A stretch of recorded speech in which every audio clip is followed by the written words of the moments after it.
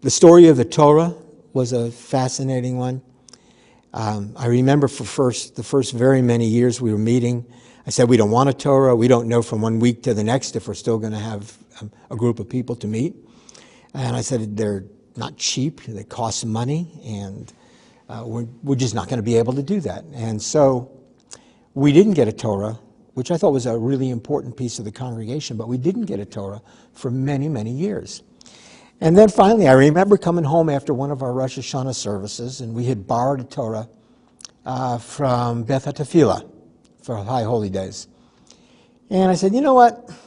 I said, I guess we're still going to hang around at least long enough to have a Torah. And we began the work of raising money to get a Torah. The most amazing part of the Torah gathering, the Torah getting, was really the Strauss family.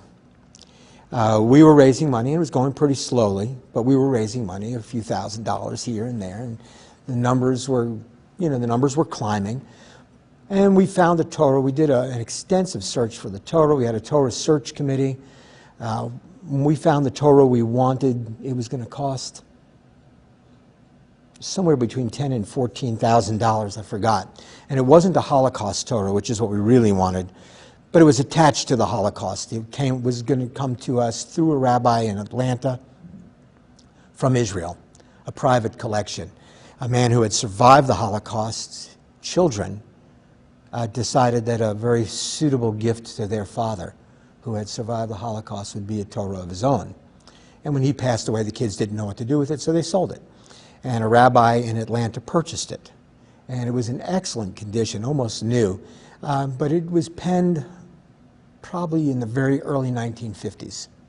So it's certainly over 50 years old now, 50, 60 years old now, and still in very good condition.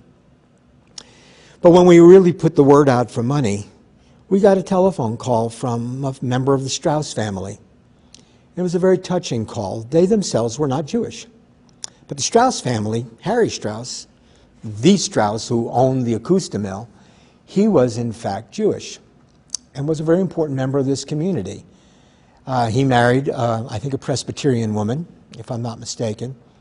But he came here and was a pillar of this community. He opened Transylvania County's first hospital. It was for his employees, but it was a hospital. He had housing and whatever for his employees, good jobs for them, and he built a park for them, Strauss Park, which is now has long ago been sold and is now a housing area. They've got very expensive housing there, which probably would have been Harry Strauss's vision, I think. I think he wanted to take care of his workers, their health and their needs.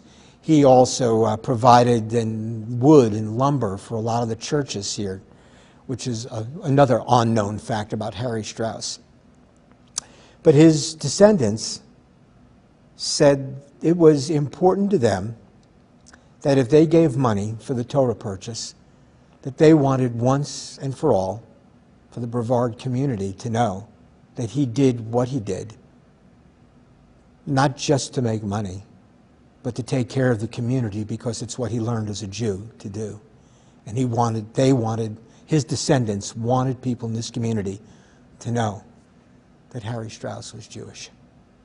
And he thought that mostly they didn't. And they didn't, really. Historians knew, but mostly people had no idea. So there was a major story in the Transylvania Times, which was written by several people. And if I could find that story, I would, but it was in the paper. And we had a wonderful welcoming for our ceremony where people from all over the Transylvania County community joined us to march with our Torah from downtown to this synagogue, to our church home, Sacred Heart Synagogue. Father Carl carried it, I carried it, various members of different religious communities took turns carrying it, and we brought it back here that way. It's very special.